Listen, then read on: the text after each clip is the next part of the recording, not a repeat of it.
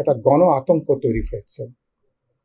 জানমালের নিরাপত্তাহীনতা, মানুষ ঘর থেকে বেরোলে নির্বাচিত সরকারের আমলে এরকম একটা গণ আতঙ্কের জায়গাটা আসবে কেন?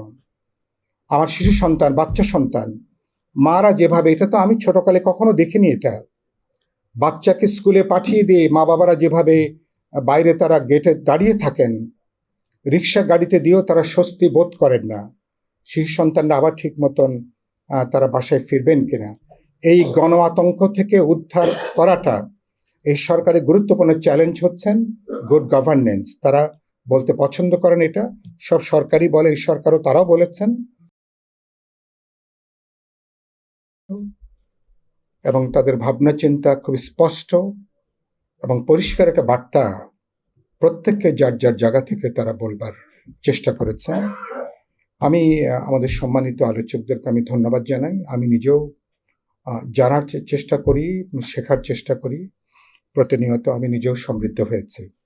আপনারা নিশ্চয়ই আজকের এ পর্যন্ত যে আলোচনা হয়েছে, নিশ্চয়ই সবাই আপনারা সমৃদ্ধ হয়েছেন। আমি শুরুতেই গভীর শোক প্রকাশ করি আমাদের মিরপুরের পল্লবীর রামিসা সহ গত মাত্র 7 দিন কি 15 দিনে দেশের অনেকগুলো জেলাতে 4 বছর থেকে শুরু করে 7-8 বছরের শিশুরা, আমাদের শিশু সন্তানরা, তারা যেভাবে নির্মম ধর্ষণের শিকার, হত্যাকাণ্ডের শিকার হয়েছেন, যে পৈশাচিকতার শিকার হয়েছেন, এবং ঘাতক যে বর্ণনা দিয়েছে রামিসার হত্যার পরে, কোনো সুস্থ মানুষের পক্ষে সেটা শোনা বা পড়াটা অসম্ভব প্রায়। রামিসার লাশ আবিষ্কার করা হয়েছে, মাথাটা ছাড়া, হাত একখানে, পা একখানে। কি উল্লাস, কি বিভৎসতা! আমরা এসব শুনতাম মধ্যযুগীয় বর্বরতা, মাঝে মধ্যে আমরা বলি। 21 শতাব্দীতে আমাদেরকে এগুলো শুনতে হচ্ছে, দেখতে হচ্ছে। প্রতিনিয়ত একটা উদ্বেগ, আতঙ্কের মধ্যে আমরা আছি। প্রধানমন্ত্রী কালকে তিনি ছুটে গেছেন তার মন্ত্রী পরিষদের গুরুত্বপূর্ণ সদস্যদেরকে নিয়ে। একই দিন গভীর রাত পর্যন্ত চলেছে চট্টগ্রামে ধর্ষণের যত অভিযুক্ত, তাকে গ্রেপ্তার করার পরে তাকে ছাড়িয়ে আনার জন্য ওখানকার মানুষজনের সাথে পুলিশ এবং বিভিন্ন বাহিনীর ধাওয়া পাল্টা ধাওয়া। কালকে গভীর রাত পর্যন্ত মিডিয়াগুলো সচিত্র সেটা তারা দেখিয়েছেন।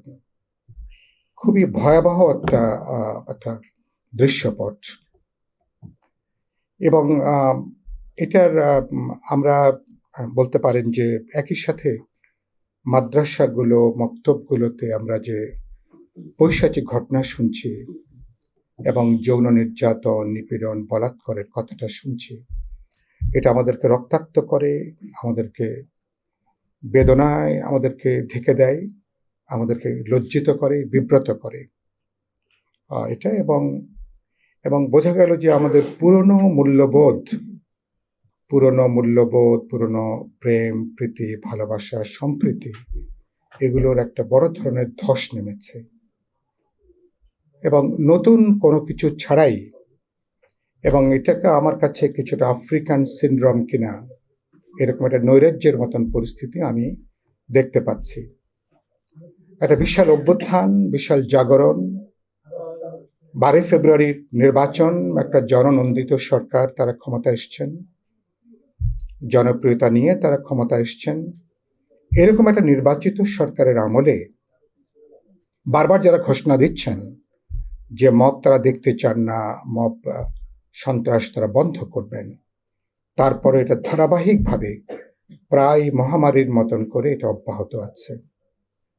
তো সরকার তো নিশ্চয়ই আমরা চাইব যে উদ্যোগ নেবেন, তাৎক্ষণিক ব্যবস্থা গ্রহণ করবেন। সবচেয়ে গুরুত্বপূর্ণ মনে করি সামাজিক প্রতিবাদ, সামাজিক প্রতিরোধ, সাংস্কৃতিক নির্মাণ।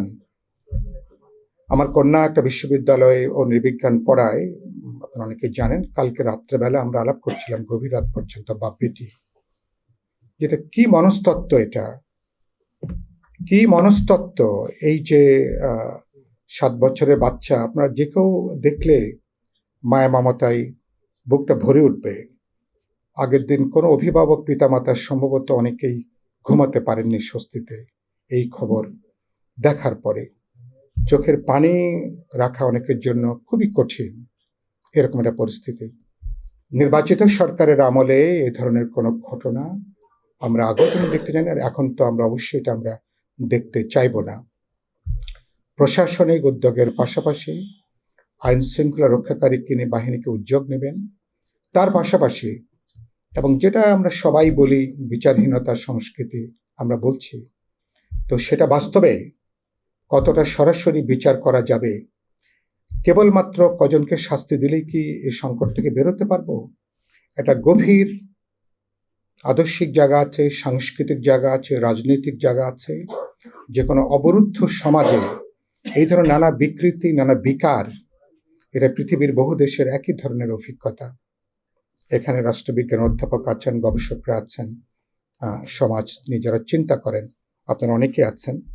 একটা সামগ্রিক উদ্যোগের দরকার।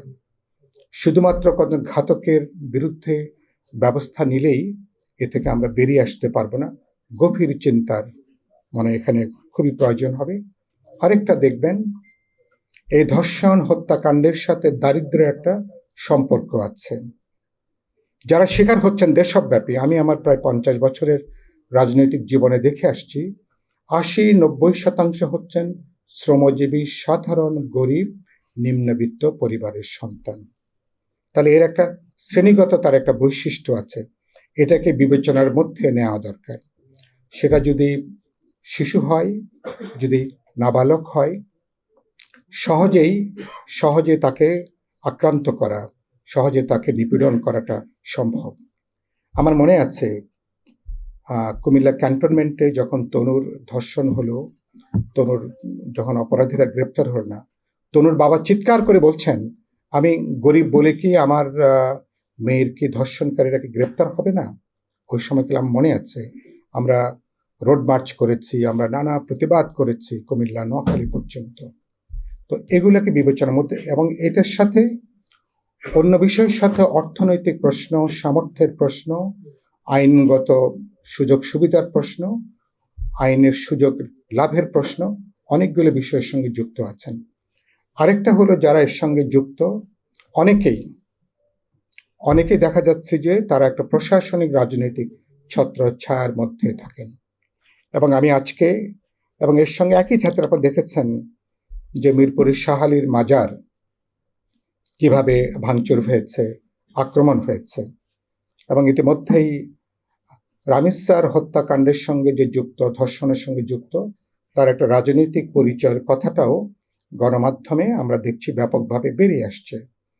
কারা শাহ আলীর মাজারে হামলা করেছেন, ভাঙচুর করেছেন, তাদেরও রাজনৈতিক পরিচয়ের কথাটা মোটামুটি কিন্তু বেরিয়ে আসছে। 5 জনকে গ্রেপ্তার করেছে। এবং এই সরকারের আমলেই কুষ্টিয়াতে আপনি দেখেছেন কিভাবে মাজারে হামলা হয়েছে, এবং তারপর একজন স্বঘোষিত পীরকে কিভাবে পিটিয়ে তাকে হত্যা করা হয়েছে। এর আগে রাজবাড়িতে, আমি প্রায় বলি আইমে জাহেলিয়াতের যুগে আমরা শুনিনি, কবর থেকে লাশ তুলে সেই লাশকে যখন পোড়ানো হচ্ছে তখন মানুষ উল্লাস করছে। এগুলো আপনি ওই 2000-2500 বছর আগে পুরনো হলিউডে যখন পুরনো সিনেমাগুলো যখন করে, এথেন্সের, গ্রিসের, তখন পুরনো ছবিতে আমরা অনেক সময় এগুলো দেখতে পাই। তো এরকম একটা বর্বরতার মধ্যে আমরা আছি। অভ্যুত্থানের পরে এরকম হবার কথা ছিল না। আমরা অভ্যুত্থান করেছি, অভ্যুত্থানে মানুষের অধিকারকে নিশ্চিত করে, সামাজিক সুরক্ষার জায়গাটা বাড়ায়, নারীর অধিকারের জায়গাটা বাড়ায়। অভ্যুত্থানের বড় এখানে রাজনীতিকরা, এখানে গবেষকরা এখানে আলোচনা করেছেন, বৈষম্যের অভ্যুত্থানের বড় ডাক ছিল বৈষম্যের বিরুদ্ধে। বৈষম্য আরও বাড়ছে, সামাজিক অসন্তোষ বাড়ছে, অসহিষ্ণুতা বাড়ছে, পুরনো মূল্যবোধগুলো ধসে পড়ছে না, নতুন গণতান্ত্রিক সাম্যভিত্তিক মানবিক কোনো মূল্যবোধ তাকে জায়গা নিতে পারছে না। সংকটটা সম্ভবত এই জায়গাতে বড় ধরনের একটা উত্তরণ, একটা সংকটের মধ্যে আমাদের এই জনগোষ্ঠী আমরা এখানে আছি। আমি সেখানে এই ব্যাপারে বলতে চাই, আমার কথাটা দেখলাম সেদিন পুলিশের ঢাকার কমিশনার, তিনি বললেন যারা মবের সঙ্গে যুক্ত, হত্যা ধর্ষণের সঙ্গে যুক্ত, সন্ত্রাস, চাঁদাবাজি, দখলদারিত্ব। ঢাকা 12-তে আমি যেখানে নির্বাচন করেছি, এখানে এখনো পর্যন্ত দেখলাম অনেক জায়গাতে, গতকালকে আমাদের অফিসের সেগুনবাগিচায় 12 থেকে অনেকেই দেখা করতে এসছেন এখনো দল ধরে। এবং পরে শুনলাম যে আমার ব্যানারগুলো দিয়ে কোথাও ফেস্টুন দিয়ে এখনো কিছু কিছু জায়গা দখল করে রাখা হয়েছে, কোথাও দোকান, কোথাও রেলের জমি, এটা ওটা, এগুলোর জন্য। আমি খুব পরিষ্কার করে কথাটা বলেছি, দুর্বৃত্ত, সন্ত্রাসী, মাফিয়া, ধর্ষক, বলাৎকারী, সেটা বাইরে হোক, ঘরে হোক, রাজপথে হোক, সড়কে হোক, অথবা আমাদের মাদ্রাসাগুলোতে হোক, অপরাধীকে কোনো রাজনৈতিক পরিচয় দিয়ে বিবেচনা করবার কোনো সুযোগ নেই। পুলিশের কর্মকর্তা দেখলেন একথা নিয়ে উচ্চারণ করলেন, এটা কেবল কথার কথা হিসেবে আমরা দেখতে চাই না। সরকারি দলেরও যদি হয়ে থাকে এবং বেশিরভাগ অপরাধীরা নানা কারণে রাতারাতি ভুল পাল্টায়, সরকারি দলের ছত্রছায় প্রশাসনিক ছত্রছাত্র আশ্রয় নেবার চেষ্টা করে। এটা আমার গত 50 বছর অভিজ্ঞতাটা মোটামুটি এরকম। এসব ব্যাপারে আমরা দৃষ্টান্তমূলক ব্যবস্থা আমরা সরকারের দিক থেকে দেখতে চাই। ঘর পরিষ্কার করতে গেলে সরকারি দলকে আগে নিজের ঘরটা পরিষ্কার করতে হবে। আপনি আচরিত ধর্ম অপরের শেখাও। তারা যদি উদাহরণ তৈরি করতে পারেন, দৃষ্টান্ত স্থাপন করতে পারেন, তাহলে অন্যদের উপরে একই ধরনের আইন প্রয়োগ করার যে নৈতিক জোরটা, রাজনৈতিক সাহসটা, সেটা কিন্তু অর্জন করা সম্ভব। আমি আশা করি এই ব্যাপারে তারা উদ্যোগ নেবেন।